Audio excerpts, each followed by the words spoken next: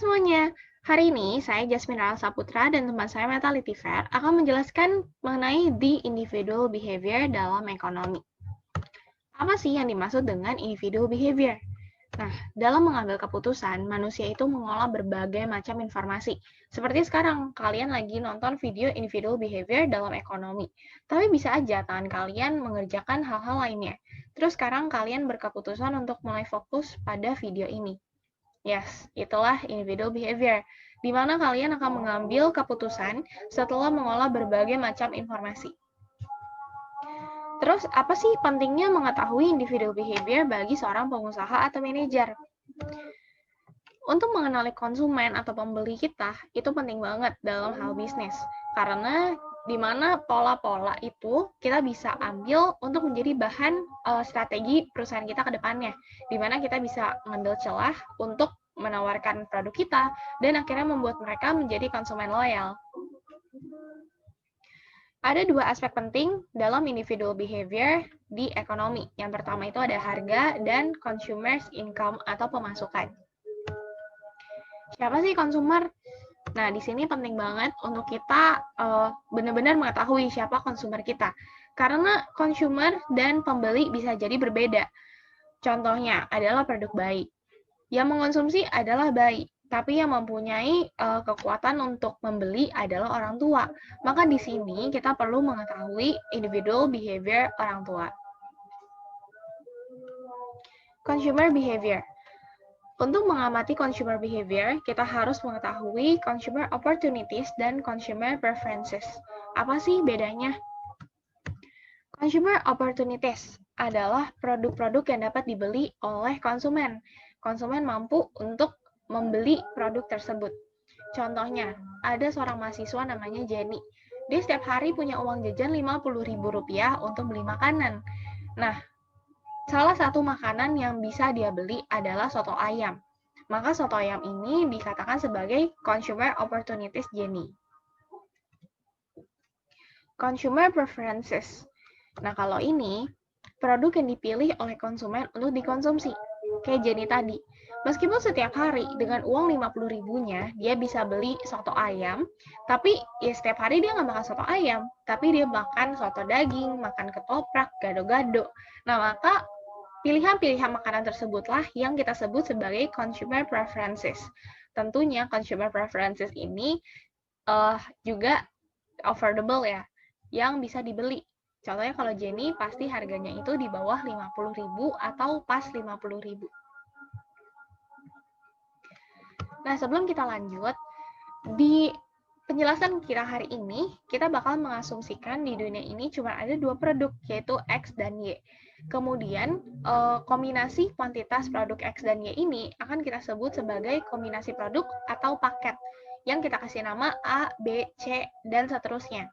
Kalau kita bilang A lebih besar daripada B, maka itu berarti konsumen lebih memilih paket A ketimbang paket B, karena dianggap paket A ini memberikan kepuasan yang lebih tinggi untuk konsumen. Tapi kalau paket A sama dengan paket B, maka berarti konsumen merasa paket A atau paket B akan memberikan kepuasan yang sama untuk konsumen.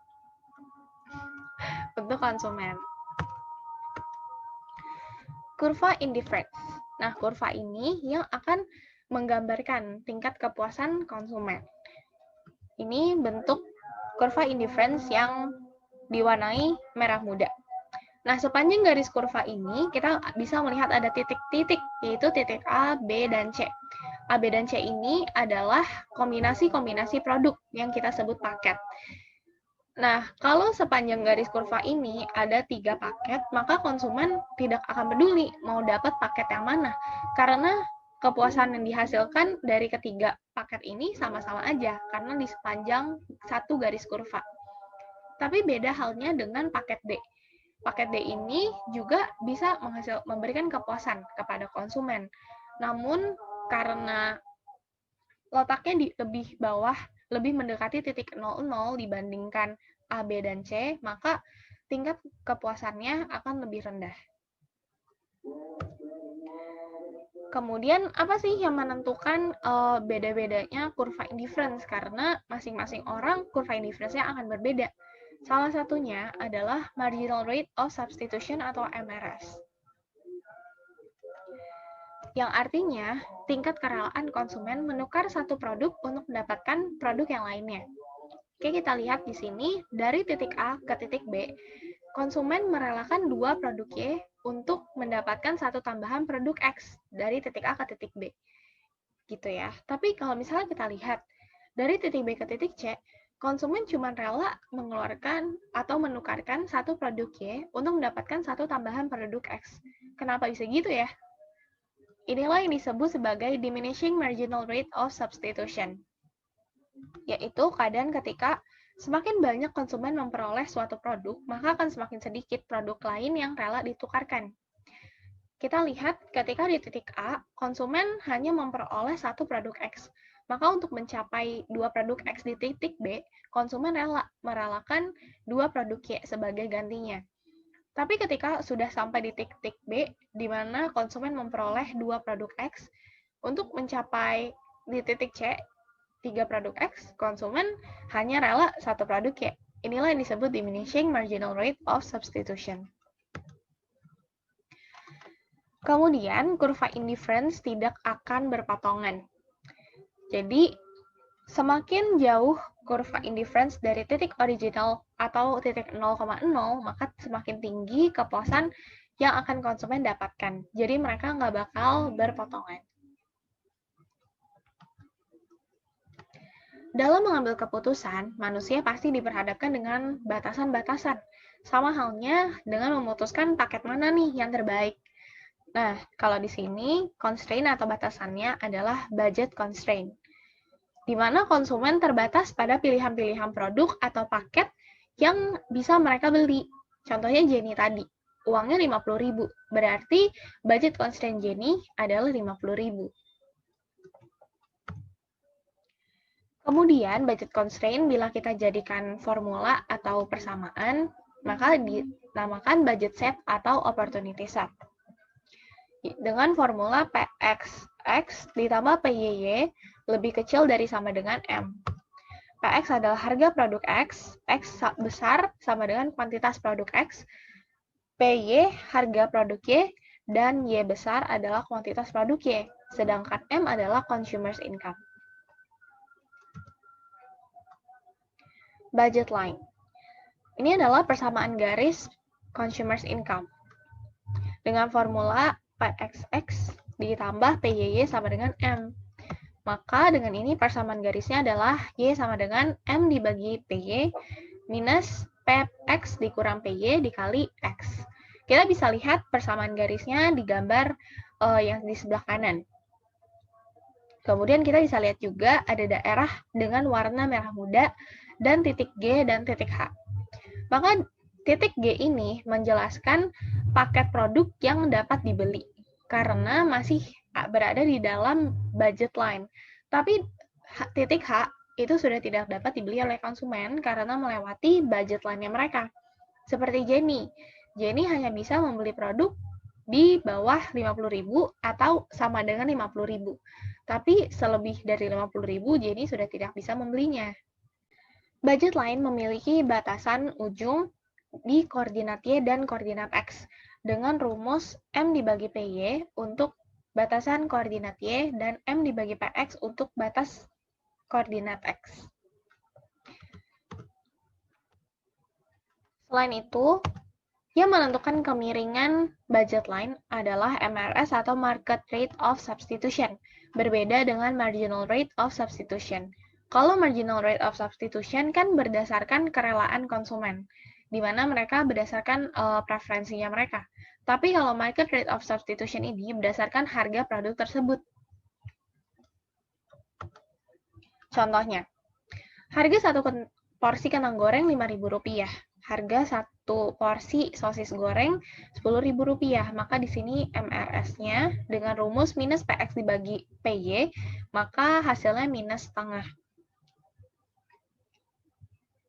Bila konsumen memiliki uang Rp20.000, maka batas ujung koordinatnya adalah M 20.000 dibagi PX 5.000 sama dengan 4. Berarti dengan dengan uang 20.000 dan harga kentang goreng 5.000, maka maksimal kuantitas X atau kentang goreng yang bisa dipesan adalah 4 porsi. Dan batas ujung koordinat Y atau sosis goreng adalah 20.000 dibagi 10.000 sama dengan 2. Artinya, dengan Rp20.000, seseorang bisa membeli paling banyak porsi sosis goreng adalah 2 porsi. Kalau changes in price, itu akan mempengaruhi kemiringan budget line dan batas garis koordinat antara X atau Y, tergantung harga yang berubah itu produk yang mana.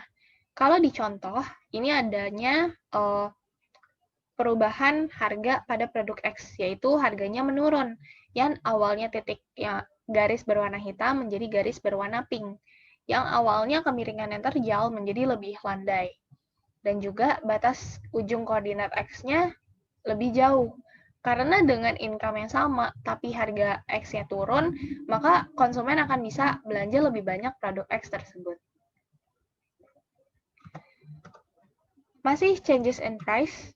Nah, kira-kira kalian bisa tebak nggak nih, kejadian apa yang ngebuat garisnya ini berubah? Ya, benar banget. Adanya perubahan harga, tapi dari harganya yang murah jadi mahal, alias ada kenaikan harga. Maka kemiringan garis akan lebih terjal dan batas maksimal yang dapat dibeli juga lebih sedikit.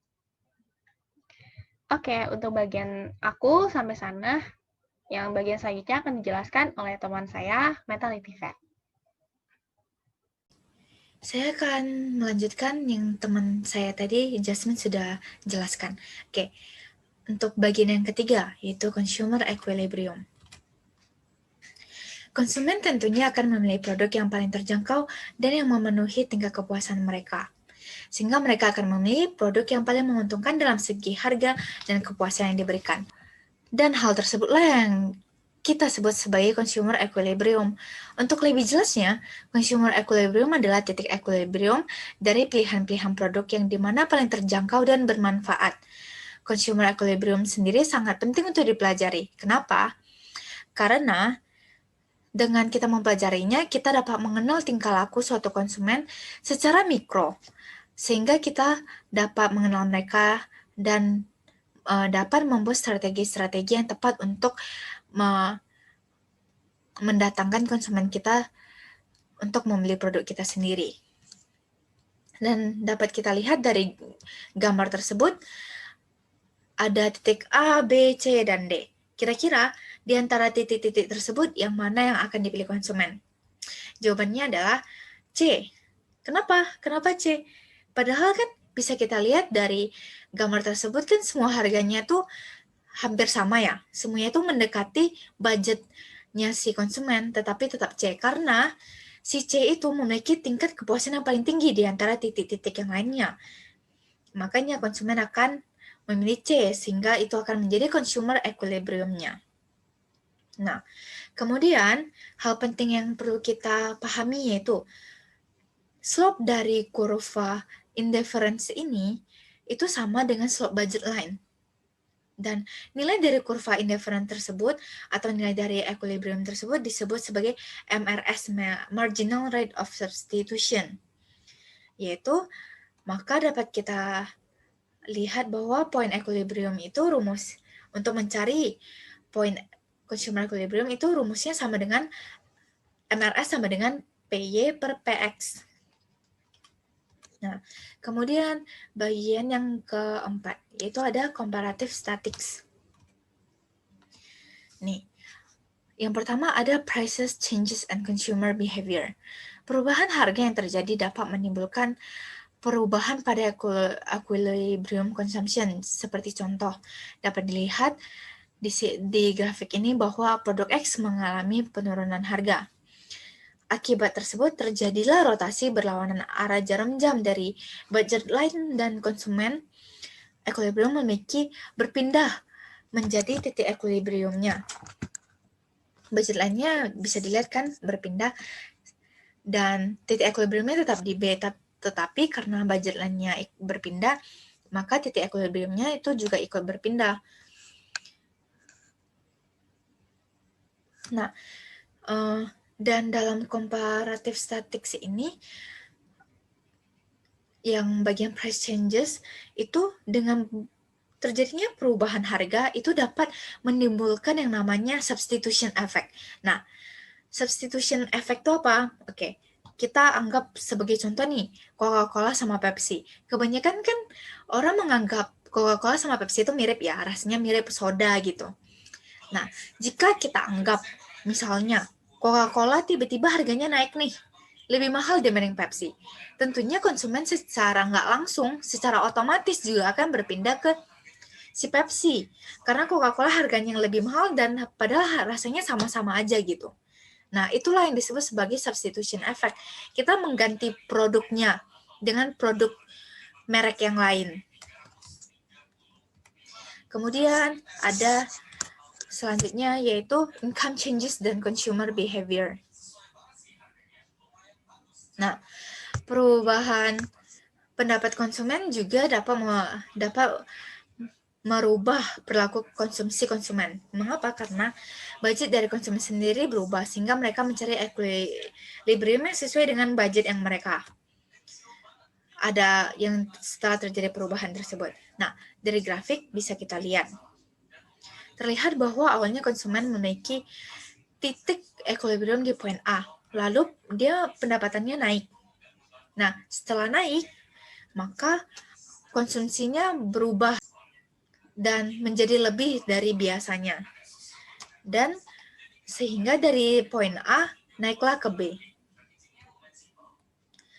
Kita anggap nih misalnya X adalah produk biasa, sedangkan Y adalah produk yang lebih bagus. Dan dengan meningkatnya pendapatan konsumen, maka konsumen cenderung akan memilih produk yang Y, kan? Karena produk Y itu lebih bagus dibanding produk X.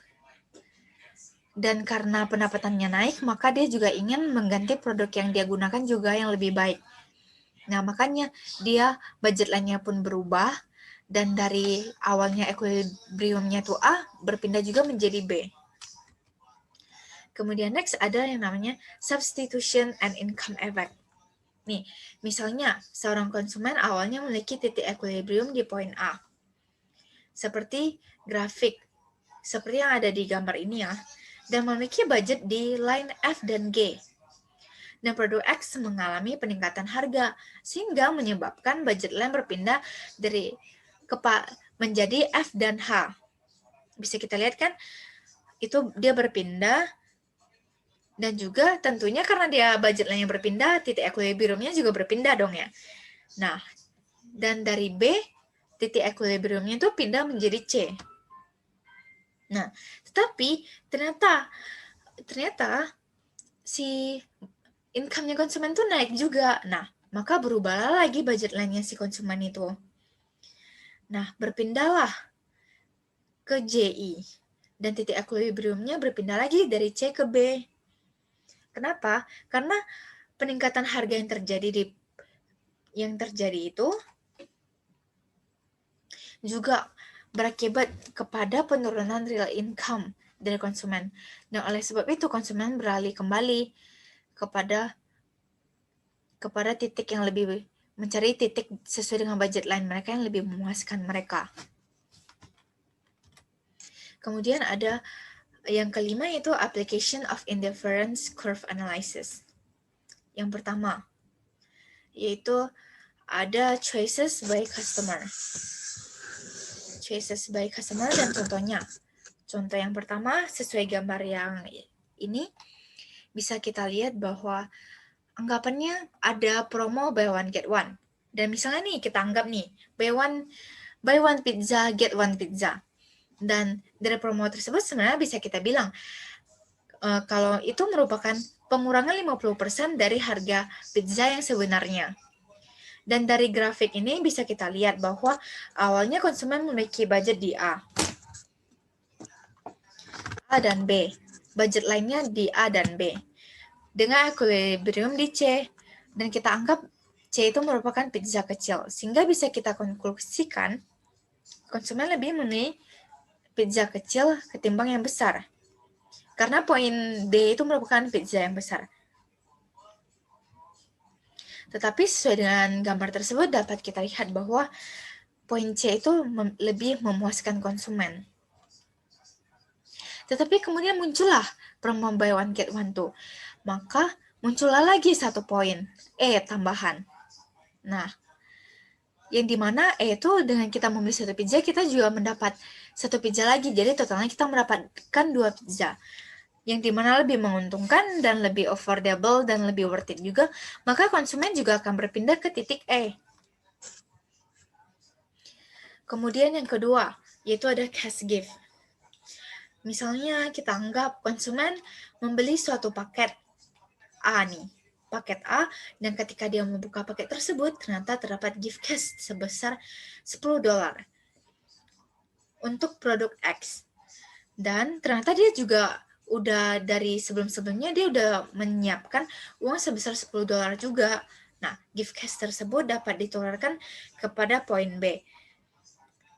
Tetapi di poin B itu jika dia menukarkan di poin B, maka dia cuma bisa dapat produk X doang, sedangkan dia juga punya budget yang $10 itu, maka dia lebih memilih di produk C karena sesuai dengan budget lain dia memiliki cash gift dan budget $10. Jadi dia bisa mendapatkan produk X juga mendapatkan produk Y. Oke, maka oleh sebab itulah makanya titik C itu menjadi equilibriumnya. Kemudian yang kedua ada choices by workers and managers. Yang pertama, nih kita anggap misalnya pekerja tentu aja pengen dong punya waktu istirahat sama istirahat yang banyak, tetapi juga pengen punya gaji yang tinggi. Dan kita anggap sesuai dengan grafik ini, kita anggap misalnya suatu perusahaan membayar si pekerjanya dalam sejam itu $10. Maka tentunya jika si pekerja tersebut bekerja tanpa istirahat non-stop dalam sehari 24 jam, maka dia bisa memiliki peluang untuk mendapatkan sebanyak $240. Tetapi tentu aja itu nggak worth it karena dia menjadi tidak ada waktu istirahat, hanya bekerja. Nah, kemudian sama seperti konsumen, pekerja tentunya juga akan mencari yang paling worth it, yang dia sanggup untuk dan yang titik paling puas bagi dia di mana. Maka ditemukannya lah titik E yang di mana dengan 16 jam istirahat dan 8 jam kerja. Yang di mana gaji yang didapatkan juga sesuai dengan kebutuhan dia dan dia mengerjakan pekerjaan dia juga sesuai dengan kemampuan dia. Gitu. Kemudian yang kedua, ini William Baumol. Dia tuh berpendapat, dia bilang kayak gini, bahwa dia tuh bilang manajer itu mendapat kepuasan itu ada dari dua, yaitu output sama profit. Yang dimana output itu contohnya fasilitas-fasilitas yang diberikan oleh perusahaan, misalnya kayak liburan, atau di kantornya ada tempat gym, atau cafe, atau gimana gitu. Nah, di gambar ini ada dibagi menjadi 3 karakteristik dari para pekerja. Yang pertama, yang dimana manajer itu dia tuh menganggap profit sama output itu sama pentingnya. Oleh karena itu, maka dapatlah sesuai dengan grafiknya, dia mendapat titik equilibrium C. Karena itu merupakan titik yang dimana dia mendapatkan titik profit tertinggi dan juga dia mendapat titik output yang tertinggi dari perusahaan tersebut. Kemudian sebaliknya, di yang gambar bagian yang tengah, itu si manajernya tuh hanya peduli dengan output. Dia tuh nggak peduli dengan profit yang dia dapetin gitu. Nah, bisa kita anggap nih misalnya, pemilik dealer mobil membayar manajer hanya berdasarkan pada jumlah mobil yang terjual. Kita anggap begitu ya. Nah, karena manajer yang nggak peduli sama keuntungan dia hanya peduli dengan fasilitas yang ada di perusahaan tersebut, yaitu outputnya, maka garisnya akan hanya garis lurus vertikal karena dia cuma peduli dengan output ya. Nah, Oleh sebab itulah, dia juga mencapai titik output tertinggi, yaitu yang di I2. Karena itu merupakan titik output tertinggi dan dia tidak mempedulikan profitnya. Nah, kemudian dalam contoh yang ini, si manajer jadinya kan dia cuma peduli, makanya cuma garis lurus vertikal, dan dia tuh merasa udah puas dengan di titik I2, yang garis vertikal I2 itu, dia udah puas dengan output segitu. Begitu. Tetapi dalam kasus ini, sebaiknya perusahaan itu kayak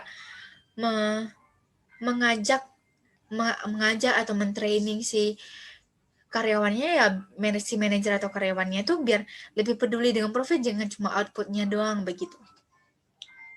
Kemudian untuk gambar yang paling kanan itu karakteristik yang dimana si manajer atau karyawan tuh hanya peduli dengan profit, dia nggak peduli dengan output. Makanya garisnya juga lurus horizontal.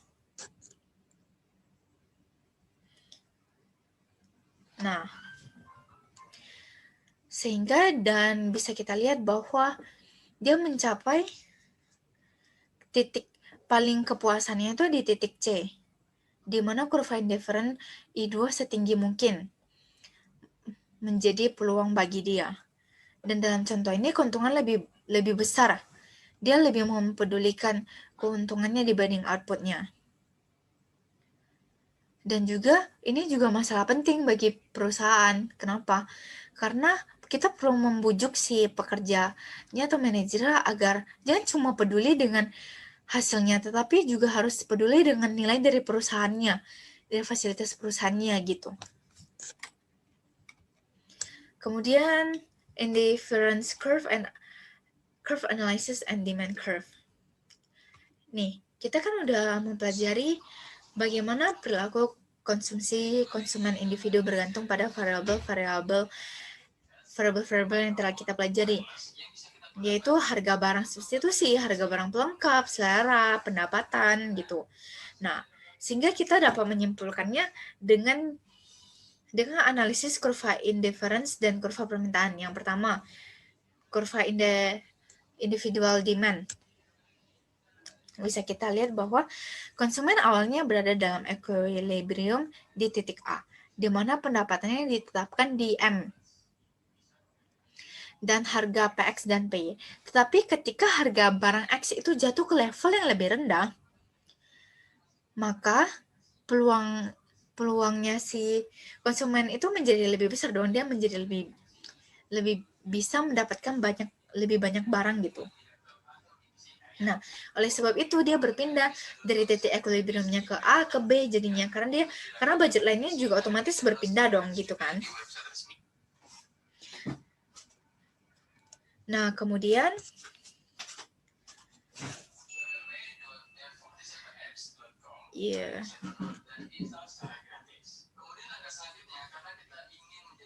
kemudian kita bisa lihat di bagian kedua, yaitu gambar kedua itu ada market demand. Nah, di bagian sini bisa kita lihat bahwa anggaplah kita sendiri itu kita berandai-andai nih kalau kita tuh adalah seorang manajer, yang dimana kalau misalnya kita manajer, kita mau dong mengetahui jumlah dan permintaan dari konsumen, sehingga permintaan konsumen terhadap produk dari perusahaan kita. Nah, dari grafik ini bisa kita lihat bahwa terdapat DA dan DB, yang dimana demand A itu merupakan punya Miss A, dan DB itu merupakan demand-nya Mr. B. Dan bisa kita lihat bahwa ketika harga menyentuh $60, Miss A tidak membeli apapun. Begitu juga dengan Mr. B. Dan ketika harga di titik $40, penjualan perusahaan mencapai 30 unit, yang dimana Miss A membeli sebanyak 10 unit, dan Mr. B membeli sebanyak 20 unit, dan terjumlahlah yaitu titik poinnya A plus B, karena itu penjualan dari si Miss A sama Mr. B. Nah, dan kita lihat lagi pada saat harganya menyentuh titik $0. Mr. A membeli lebih banyak lagi, yaitu 30 unit, dan Mr. B juga lebih banyak lagi, yaitu 60 unit. Dan kita, kalau misalnya kita itu bisa membandingkan harga dari $0 dan $60, didapatkan bahwa kurva yang di sini kan menunjukkan DM ya. Sesuai maka bisa kita konklusikan bahwa harga itu sangat mempengaruhi penjualan dari perusahaan tersebut. Sangat-sangat mempengaruhi demand. Dan tetapi bukan intinya dari yang kita pelajari ini hanya harga yang mempengaruhi, tetapi juga seperti income juga mempengaruhi. Itu tentu, tetapi kita bisa konklusikan bahwa yang paling mempengaruhi itu adalah harga dari suatu produk. Oke, sekian saja penjelasan dari saya, kelompok saya yaitu Jasmine dan Meta. Oke, terima kasih.